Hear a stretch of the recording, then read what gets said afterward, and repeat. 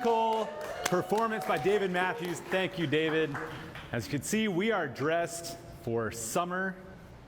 Echo. No, we are dressed for summer. This is so exciting. It is June, end of June. We are pumped. We've got some folks from the UR Comp team here. Cruising is back.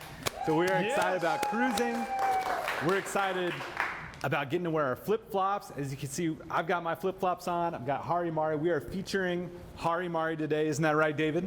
Hari Mari Day. Hari Mari Day. And we've got these special sombreros because it is summer. It's vacation time. And David, what's the story with these sombreros? Where did we get these? Well, Craig, I haven't been to the beach yet this summer. Have you? I have not. I've got the beach screensavers on my computer. I fantasize about the beach. I drink beach drinks, but I've not been to the beach yet. All the above for me, but our colleague Rachel has recently been to the beach, and coming back from Cancun, she wore 3 of these hats stacked up on her head and boarded the plane with them. So vicariously, we've experienced the beach through Rachel West. Thank you, Rachel, very much. All right, well, thank you, Rachel. I'm gonna sit down, I'm gonna take the hat off. Wow, too many margaritas, I guess. All right, so we have got an amazing show today. Like I said, we are repping Hari Mari today. We got some fun Hari Mari activities later. We are gonna have the founder of Hari Mari on next month, so we are super excited. How about a round of applause for Hari Mari? Yes, Hari Mari! And we actually have a promo code. Anybody that likes Hari Mari, I'm not sure if we have that queued up, but it is harimari.com.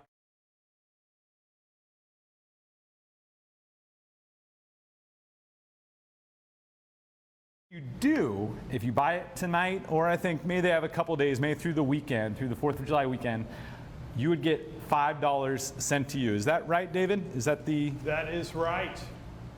Yeah, so we're going to get a list from Hari Mari, and we're just going to shell out $5 each. Yep, so this is your chance. It won't show up on the website, but you will get it from David Matthews from RevTech, so use that promo code. Myself, I plan to go to the site probably 10 or 20 times between now and the weekend. Me too. I'm draining my bank account, selling off the Bitcoin I don't own, and investing in Hari Mari. It is on fire. They've got hats, shirts, flip-flops, and we got all kinds of activities with Hari Mari flip-flops later. We've got some great guests today. We've got David Matthews, as we're getting him behind the drum set to come up here, and we also have Paul Song, famous entrepreneur, brand builder. So we've got someone that builds brands, we've got somebody that invests in brands. It is a heavy-hitting show. We cannot be more excited today. We are coming at you from the West End, Dallas. West End is just been on fire. I don't mean the heat. I mean, we've got new parks going, we've got businesses coming back, restaurants reopening. It is the place to be, and we have got some amazing promotions, some deals going on for people interested in moving in to the RevTech space in the West End. You're gonna love it, so stay tuned for that. We wanna get some crowd engagement going early, so put in the comments your favorite summer drink. Okay, anybody in the crowd have a favorite summer drink that comes to mind? Margarita. Okay, all right, what else? Mai Tai. Mojito. Okay. Scotch. Nice, that's year round. I love it. All right, well, hey, without further ado, David, are we going to go straight into our first guest? Yeah. All right, so on this, we got to upgrade with the interview. We pre-recorded this. We had a professional interviewer come in. I mean, this is next level. I don't know how we got him to actually be available to do this interview with Paul Song, but we got him. So let's roll it. Hey, Rev Show fans. We talk a lot about brands at that kind of concept stage and startup tech companies. And at RevTech, y'all know we're really focused around helping companies in their infancy figure out early capitalization strategy and also early go-to-market strategies or product market fit. It's really interesting today to have Paul Song in. Paul is the founder and CEO of Detail Provisions, or your managing partner, right? Yes. At Detail Provisions here in Dallas. So Paul got his start in building direct-to-consumer brands. Particularly, he started with a company called cufflinks.com when they were just beyond that infancy stage, right? And you helped come in and help the company get to scale, early scale. I want to tell us a little bit about the backdrop of coming into cufflinks.com and taking it from kind of that infancy stage to adolescent stage where you really started scaling. Sure, yeah. So thanks for having me. At cufflinks.com, I was the third employee there, and it was like a lot of probably brands that you work with in that everybody does everything. I actually literally started out to add product to the website and put together customer emails on a weekly basis. But that, as we grew, the more things that needed to happen, and I was there for almost 10 years and worked my way up from product adder on the website to VP of marketing to eventually CEO of that company. And through that process, there's a big path between starting out and really hitting scale and working with Fortune 100 retailers and all sorts of things. So what really struck me the most was how far a great product and idea can take you, but then what it takes to hit the next plateau, because it's a whole series of other challenges that you, in a lot of cases, would have never dreamed of.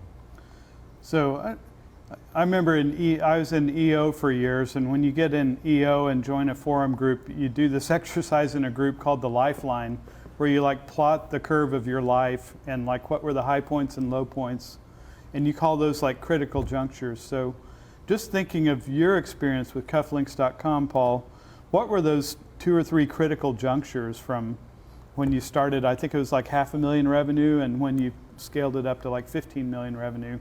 What were those juncture points along the way where things shifted suddenly, either for better or for worse? Well, the first part of that process was the founder who I worked with had an incredible idea, right? And had this opportunity where he was the original owner of the domain.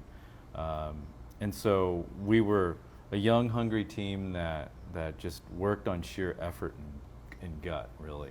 And so we were fortunate enough to make good decisions by way of product and marketing early on. But then the next kind of benchmark was the decision to be omni-channel and to go by way of wholesale and start to make our own products, where you could really drive and dictate and get better margin improvement and things like that. Much like what you're seeing why so many people are in the direct-to-consumer space now. And then what was really the impetus of me starting my next company was when we relied less on gut and started to get more strategic in our growth. We grew every single year, which we were fortunate enough to do. The first half of that process in my tenure there, it was really just gut-based decisions. And so the next critical juncture was when we hired a CFO for us, and that really changed our approach to a more method-based, strategy-based. You started having real metrics and processes yes. that got measured. And I joke, early on we would do inventory on Fridays, and we had this little office, and we would literally eyeball boxes of products, and if we could see some and we didn't see the bottom of the box, we had enough, and then we'd go to lunch. Versus when you're dealing with department stores and you're dealing with these global licenses and things where you need to make sure you have product. That's a small example of kind of what life is like early on versus as you grow. So now I guess you sold a lot of cufflinks. How many cufflinks went through that company in your tenure there? We sold, I would say, hundreds of thousands of cufflinks. It was a great product. One of the best things about it was a pair of cufflinks fit you whether you're 4 foot tall or 8 feet tall. That's true. You don't have to stock every width and size like shoes. Yes. Or apparel. That's Absolutely. Cool. Yeah. Well, so fast forward to your next venture, Detail Provisions, which you now run. So I think it sounds like you started Detail Provisions to really leverage what you learned about like all the back office support it took to scale from $500,000 to $15 million in revenue. Absolutely. So that's the inspiration, I take it, is leveraging that experience you developed with cufflinks.com and bringing it out to other brands to help them accelerate more quickly. So the first half of my time at Cufflinks was really about product and brand and just churning out product. But once we got to, over, call it $2.5–3 million of revenue, you really start to have to do a lot more on the operations side. And decisions at that size are a lot more critical, and mistakes are a lot more critical as you get bigger. And so I found myself spending most of my time working through the operations of the business. And so where early on I was more focused on creative and product and brand, I would find myself in tons of meetings, tons of discussions about shipping, HR, all these other things that really drive and are critical to a business. And so I started Detail Provisions with the thought of how do we create an ecosystem or a platform where brands can really continue to focus on things that propel and drive sales growth, which is product and brand, and allow us to alleviate the challenges and the time constraints around operating a business. And so now what we do is we provide shipping and logistics, we provide customer support for e-commerce brands, we do bookkeeping and accounting, and a host of other things that are operations based so that founders can continue to do what they're best at, which is drive their product and brand growth. Yeah, well, it's exciting to hear, Paul, because for us, we love finding new brands early in their infancy and can really help them with that early capital formation and with just facilitating them developing that brand and really understanding and serving their customer. But the ability to have all those systems ready that can scale as fast as they can get consumers placing orders is incredible. I'm sure that's valuable to every brand you're working with, is that ability to really focus on the product, the brand, and the customer. It is. I think it's exciting because you do work with early stage brands. The reality is that in some of those cases, looking at the metrics, the right metrics are an exercise in finding the right ones, and it's a fact-finding mission because it's not inherent to everybody that things like customer acquisition costs and unit economics those things are just not necessarily things that you're born knowing.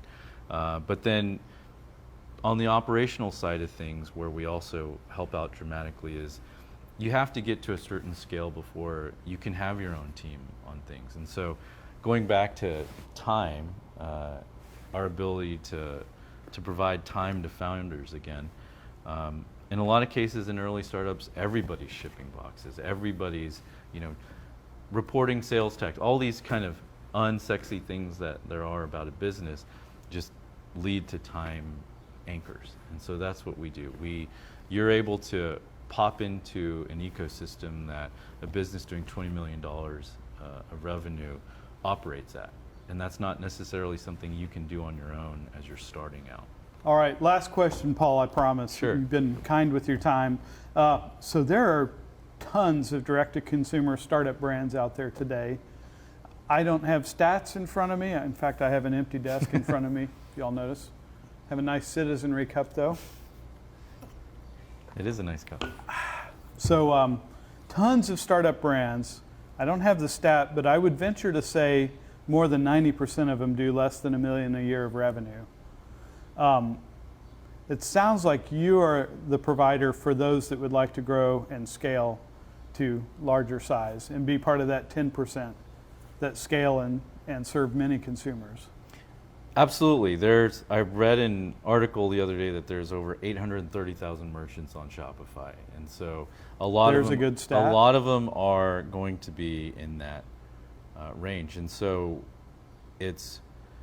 for me, it's the ability to work with these brands at an exciting time. It's my ability to kind of have, go in a time machine almost and be able to expound upon and give advice on things that worked when I was at that stage, and also more importantly, things that didn't work, and to try to alleviate some of the trials that come in growing an e-commerce business. So for all you brands out there that are pure startup phase, you need to know Paul Song and Detail Provisions if you'd aspire to really scale your product to full potential. Really appreciate your time, Paul. Thank you very much, Thanks and for having me. congratulations on all your success. Thank you. All right, great job. David, that was amazing. Isn't it? Yeah. Paul Song, consummate entrepreneur. Consummate entrepreneur. Now, don't get too comfortable in that interviewer chair. All right, I don't want to lose my job just yet. I'm starting to get used to this gig, episode 5. That wasn't a test run to get rid of me, was it? If you ask me, I think Paul and I needed a lot more caffeine that morning.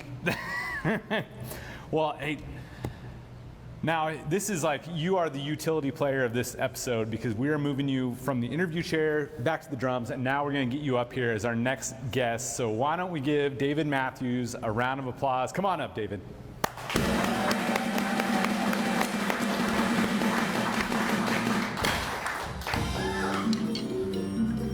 So while David is coming up, I want to give a shout out to our guest last month, Steve Dennis. He was an amazing guest. He's he's a thought leader in retail. Yes. Steve Dennis, our studio audience all got copies of Steve's book, Remarkable Retail. So round of applause for Steve Dennis. Yes, Steve Dennis! David, I like the hat. Is that Harimari? Well, I wish it was, but you got a Harimari hat. I got a Harimari hat. It's not just shirts, not just flippy floppies. I got some Harimari shoes. Hats as well. Speaking of summer and like summer gear, if you could be anywhere this 3-day weekend, anywhere in the world, where do you think you would be? Actually, I'll ask the audience. Anybody have something on top of mind where you would be if you could be anywhere? Put in the comments if you're watching live where you would be. National Mall in DC, watching the fireworks. National Mall in DC. I heard at the beach. I think beach is where it's at. I've never actually done 4th of July on the beach, but I did like something similar. I went down to Brazil, where my lovely wife is from, for New Year's, and that's a very 4th of July vibe. People are just hanging out. They're playing soccer. I'm hoping they don't kick the soccer ball to me because I'm terrible. I'd embarrass myself. But I'm just watching all these people juggling. They're drinking. They're having fun. And there's fireworks at night. It's amazing. And I'd be with you, Jessica, on the beach this 4th of July. Anybody else? New Orleans. Yeah, that sounds hot. All right, so yes, put in the comments where you would be. Now, speaking of hot, speaking of on fire, RevTech, your portfolio has been off the charts lately. Do you want to fill us in on what's been going on? Incredible. Kind of a quiet year last year, a lot of PPP funding, tons of it, in fact, more than 10 million. But this year, just the 6 months of the year, we're only halfway in, we've had big fundings, big up rounds for Pressed Roots, for Arcade, for, I'm looking at our wall of fame over here, for Singly just closed a big round, Birdseye is closing a round, Crave Retail closed a Series Seed round. Who else on here? Pensa closed a Series A, a big one. The Citizenry, who we had a guest on the show recently, just closed a 20 million Series B. So we have had over $50 million of portfolio funding year to date. It's been incredible. Wow. And it's only June. Well, congratulations on that. It's got to be super exciting as a fund manager, managing director, to see all these companies in your portfolio. The boats are rising. The boats are rising. Speaking of, I gave a plug earlier about cruise industry. The boats are sailing. Boats are sailing finally. These are actually awards URComp won last year from Celebrity Cruise Lines. We expect more, so kudos to the URComp members of the audience today. Yeah, if you like to cruise, you like to gamble, go to urcomp.com. Okay, let's go let's talk about like places to work. I know right now that people they're probably sick of being in the house after 15, 16 months being locked down, working from home. People are ready to get out. A lot of businesses are scaling down on their office space, so there's, I think, a renewed demand for co-working spaces. Tell us what you've got going on at this space with RevTech and 311. Well, Craig, I want to tell this saga of RevTech's office space story for the past 3 years, because I think it's really instructive to all the entrepreneurs out there. The thing is, we were here with RevTech in the Dallas Entrepreneur Center here in the West End with a little table back in the back that we had for several years. But then we had this incredible opportunity in 2018. A friend of mine heard about an office sublease on Walnut Hill in that big Dr. Pepper office building. And it was subleasing for like less than half the market rate. And we had a partner that would take half the cost of the lease but barely use the space at all. So we had an opportunity to take over like 25,000 feet of prime office space, and we were paying like $6,000 a month. And it was incredible. We all like got this serious upgrade from being at a little table here in the deck to being in this swanky office space. Remember the conference room there? You were there with us. Yeah, we were here when P&P Loyalty, Your Comped, Arcade, RevTech, Everthread, several of the companies came and shared this space. It was swanky. The conference room was like the bridge of the enterprise. I mean, it was serious. Yeah, it's a beautiful office space. I remember there was that little pond. There was the Specs liquor store that had good sandwiches, and then there's that pond there, a dirty pond. If you fell in there, I think your skin would evaporate. But there's tons of turtles there. I remember liking to walk over there. It was a nice space. It was incredible, and it gave us like this instant credibility. We went from like struggling to raise $100,000 for our funds to raising like $5 million. And I think the office space had a lot to do with it, because all of a sudden it looked like we went from the little table at the deck to like the swanky space, and like people thought, whoa, this is a real deal now. So they're like, how's the fund doing? Look at the office. You so saw where we were at before. So here's the instructive part. So all that for $6,000 a month, and it was parsed out between 5 companies, so it was like nothing, entrepreneur style. But I got the front end of it right. I didn't think about the back end of that situation. And what happened was, it was an 18-month sublease. At the end of the 18 months, our partner that paid for half the space but didn't use it was done. They didn't want to keep going. And the real market rate hit in, and all of a sudden it went from $6,000 a month to $30,000 a month. Oof. And that didn't work. And so we like hung our heads down and packed up and came back down to the deck. And at that point the deck was empty because they'd moved in with Capital Factory, if you all remember. And this space was empty and just languishing. So we thought, we'll be doing a good thing. We're helping them out. We sublet a third of the space here. And it was great because we were paying like that same $5,000-6,000 a month between us, and everybody was kind of okay. But remember what happened next? The Rev, or the deck, I wouldn't say they went belly up, but they stopped paying their bills. Is that right? Yeah, they definitely didn't go belly up because they're still around, and they're about to lead an awesome startup week here in a few weeks. But they walked the lease here at the West End. And by walked, you mean like we're just done paying this? Like one day they just said, hey, we're done. Sorry, y'all, but we're gone. And we looked up, and all of a sudden we didn't have a sublease anymore, like that. And like, oh my God, what's going to happen? Are we going to be evicted? Are we going to walk in someday and the door's locked? So thankfully, we worked out with the deck and with the landlord to pay our sublease amount direct to the landlord. But it was clear we had no lease, no sublease, no nothing, and that we could be out of the space in a day. So at that point, I made a brilliant move of leasing the entire floor and doing a major renovation. And that was in January of 2020. It was like perfect timing to launch a new co-work space. It was like, you could not have picked a better timing, possibly. Do you think the landlord is like, check out this. This guy signed this like a month ago as everything was shutting down. Like, oh my God, something went right. Believe it or not, people stopped coming to the office last year in 2020, and it was kind of a ghost town in here. The silver lining is we had all this beautiful build out done during the shelter-in-place time. And so when we did come back in the office, it was all beautifully renovated like you see. But now, the reason I'm bringing all this sad story up, the instructive part to entrepreneurs is, don't just think about the front end of a situation, think about the back end too. I failed to think about the back end of that sweet sublease up on Walnut Hill, and it was pretty disruptive. And, you know, potentially could have wrecked things. And then got in this kind of sublease lease deal here. But what I wanted to say, making lemonade out of lemons here, we have an incredible space and people are starting to come back. And I think the relevance of a space that you can use a day a week or 4 days a week or 2 days a week or a day a month or 3 times a year, do special events, do whatever. I think the relevance of having kind of a flexible multi-use space is really a big thing now. So with that, I asked my colleague Locke Wynn, who is like my senior associate by day, doing all our deal flow. There he is waving.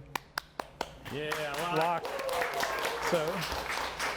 So I asked Locke and his buddy Max, who are like burgeoning videographers, I asked them to do like a little promo video of the space so that all of you live can walk around and see the space after we're done here and drink a margarita or two and see the incredible space. But all of you on the live stream, Locke and Max, his friend, did a little promo video of the space, and it's pretty swanky.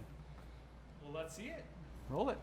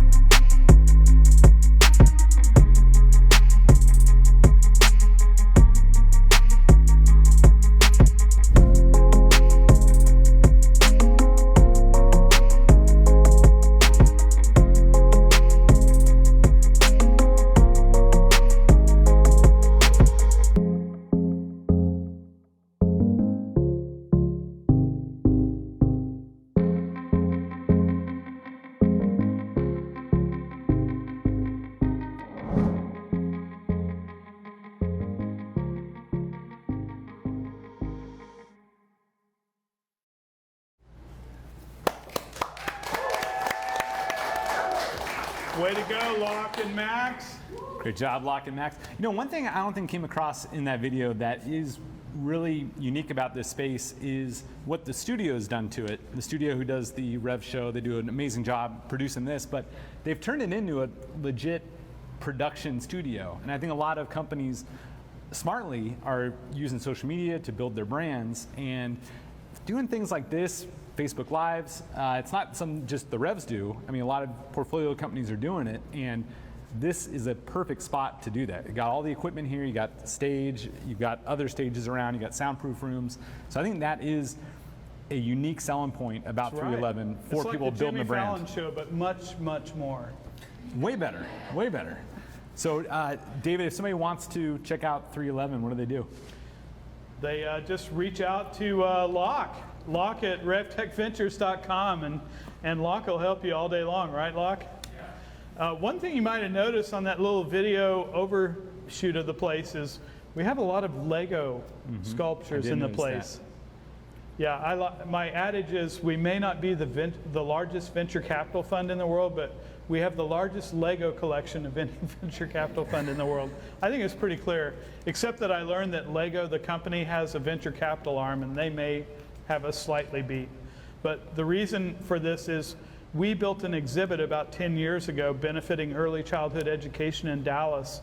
And we had a Lego artist build all these models of Dallas landmarks out of Lego. And we raised over $1 million net of expense for early childhood ed in Dallas. So made some impact, but it ran its course. The exhibit ran for 5 years at Galleria Dallas. And then we just wound up with a very unique decoration for our office space. Now, I see, or I heard something about prospect referrals for leasing office space. Is that right? Are there prizes for that? Yes. Tell me about it. For a referral of space, we're going to let you use the space. Anybody that will refer somebody that will become a member or a resident in the space, we'll give you a use of the space for your own party or event or whatever the heck you want to do. You just have to invite us too. All right. So next we have an entrepreneur challenge, and we're going to be doing Team Joel versus Team Stu. And it's again using our featured brand R.E.V. It's going to be a competition between these two, creating videos about tell us about this competition. Well, first a little about R.E.V. How many of you have heard of R.E.V? Have all of you heard of them? They're a fantastic local brand. They make the best flip-flop in the world, hands down. They're super comfortable. They form to your feet. You can it's like walking on air, walking with them. But they're a local brand based here. In fact, I think the founders live in my neighborhood, even in East Dallas. And they've got their product in distribution wholesale. You can find it in hundreds and hundreds of locations all over the country. But in recent times, they opened their own store, first on Henderson Avenue. And then it was so hot and was getting so much traffic, they raised a ton of venture capital. Unfortunately, not from us, but some lucky venture capitalists. And they raised venture capital to expand and open a bunch of stores. But they have a store right here close to us on Knox Street. And that's where I bought your shirt and mine and our flip-flops, Craig. You got to go check it out. In fact, when I went in the store, they were having an event in there and passing out free drinks. I almost didn't want to leave. It was a lot of fun. But that's R.E.V. We love the brand. We hope to promote them and make them like us too, so that they would want to be on our show and maybe even be a sponsor of our show. And we thought, what could be more perfect than this month's Entrepreneur Challenge? Because we do one every month on this show. Let's make this month's challenge, who can make the best R.E.V. promo video? I love it. And who better to do it? There's a lot of competition this week, by the way. I mean, you're competing with me for the hosting job. That's right. We got Locke and Max competing with the studio, with multiple people producing videos. Now within the studio, we have two competing factions. So the first one is going to be Joel's. Team Joel versus Team Stu.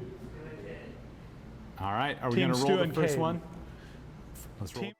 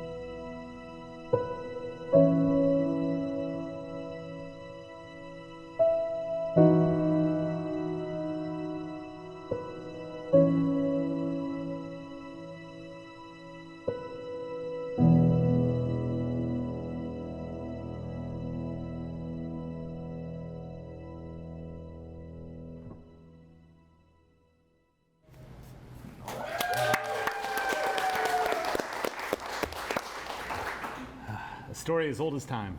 It's a love story. That was beautiful. Summer romance. Dry your tears. Okay, let's go to the second entrant. Stuart and Cade. Let's see Team that Stuart and Cade.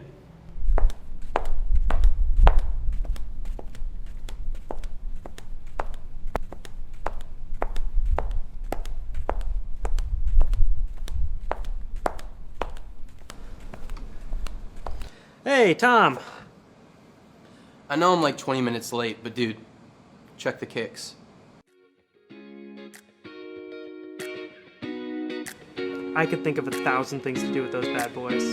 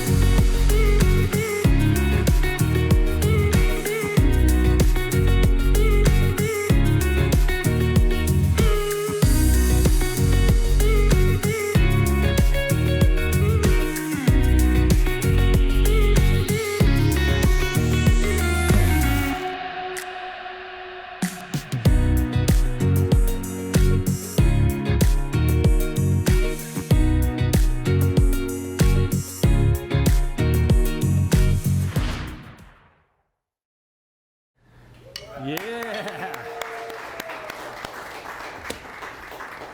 Gosh. Oh, look at.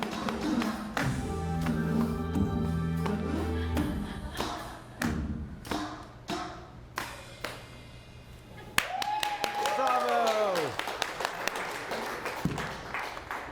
Gosh, that was like Best Picture 1994, Forrest Gump versus Pulp Fiction.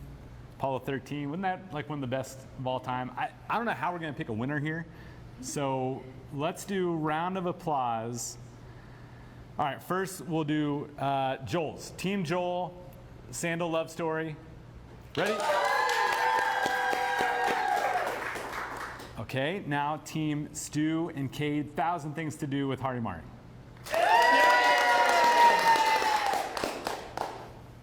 David, my ears aren't too good. I couldn't tell who won that one. I don't know, what did the live stream audience say? Okay, Any put in the feedback comments from what them? you think.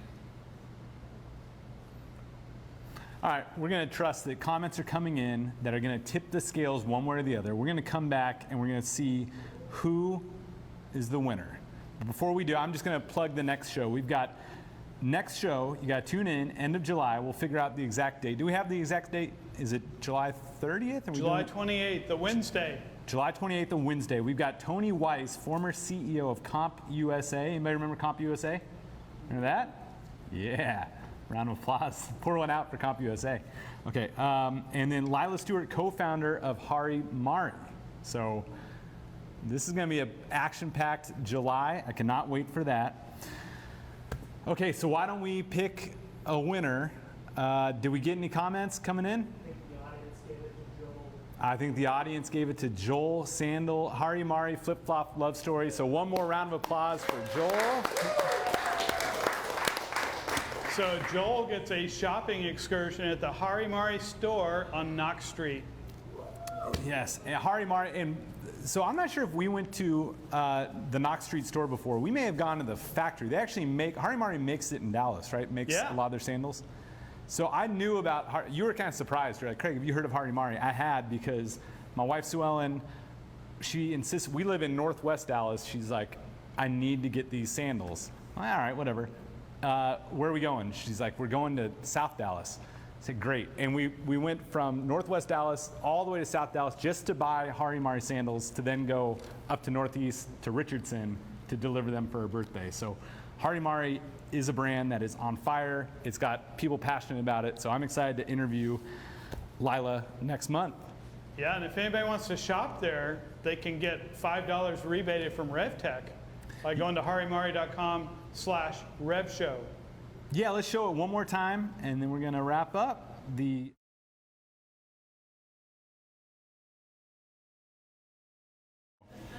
Okay. All right, everybody. Hey, thank you so much for tuning in to episode 5 of the Rev Show. We will be back July 28th at 4:30, 5 o'clock. We'll announce that later, but it is going to be a blast. It's going to be a heavy-hitting show. You don't want to miss it. Thank you to our studio audience, and thank you. Thank you, Hari Mari.